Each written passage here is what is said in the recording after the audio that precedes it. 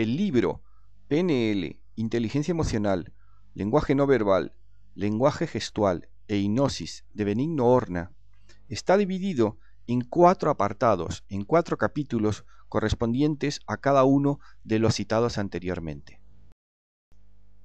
En la primera parte del libro, correspondiente a la PNL, se estudia lo que es la programación neurolingüística.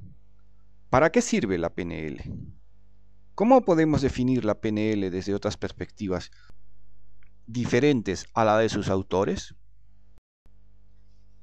La PNL define 3 elementos como constituyentes claves de la conducta humana: el sistema nervioso, el lenguaje y la conducta. En el capítulo 2 se estudia la historia de la PNL, los personajes importantes de la PNL, cómo funciona el cerebro, quiénes son los impulsores de la PNL. Nos haremos y contestaremos la pregunta sobre el peligro de la PNL y analizaremos la PNL junto con la MHRP. Capítulo 3. Características de la PNL. El sistema VAC, visual, auditivo y kinestésico. La segunda parte trata sobre el lenguaje no verbal, el lenguaje gestual y el lenguaje corporal.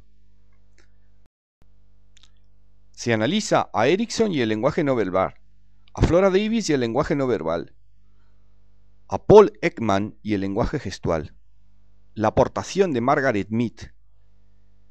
Y nos haremos la pregunta: ¿y qué pasa cuando las personas son ciegas de nacimiento?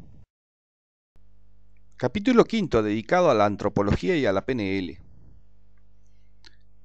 Estudiaremos a los antropólogos más destacados en el estudio de la PNL. La tercera parte del libro está dedicada íntegramente a la hipnosis, a lo que es el trance hipnótico, a la diferencia que existe entre los estados de vigilia y el trance, los orígenes de la hipnosis. ¿Quién fue Milton Erickson? ¿Cuáles son los fundamentos del trance hipnótico? ¿Cómo funciona el trance hipnótico? ¿Qué nos ocurre cuando estamos en un estado de trance? ¿La hipnosis o el trance hipnótico cambian o alteran la vida de las personas? ¿Cuáles son los objetivos del trance hipnótico?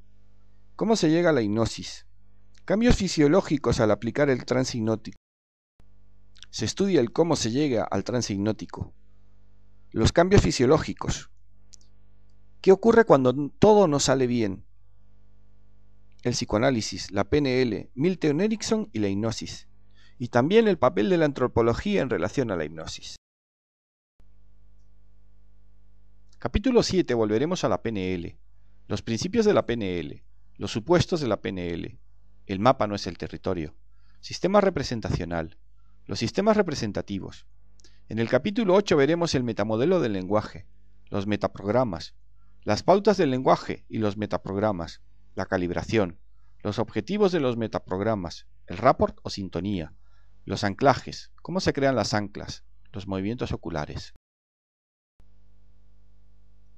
La cuarta y última parte está dedicada íntegramente a la inteligencia emocional. ¿Qué es la inteligencia emocional? ¿Cuántos tipos de inteligencia existen? ¿Cómo podemos definir la emoción? ¿Qué respuesta da la MHRP a todo esto? ¿Inteligencia intrapersonal o inteligencia interpersonal? ¿Cuáles son las emociones básicas dentro de la inteligencia emocional? ¿Cuáles son las emociones primarias? ¿Cómo podemos saber si una persona es inteligente emocionalmente?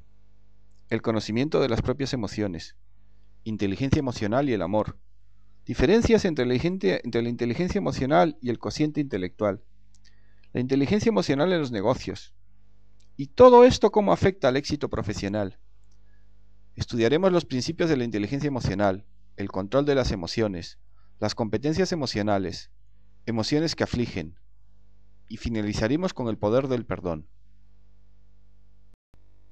La bibliografía está basada básicamente en los libros de Richard Bandler y de John Grinder, de Anthony Robbins, de la American Cancer Society, de Miller, de Brian Weiss, de Daniel Goleman, Carlos Castaneda, Claude Lévi-Strauss, Dale Carnegie, Edward Punset, Flora Davis, Gregory Bateson, Helmut Krusch, Jack Canfield, Los trabajos de Paul Ekman, que son importantísimos en el lenguaje gestual, Robert Dilts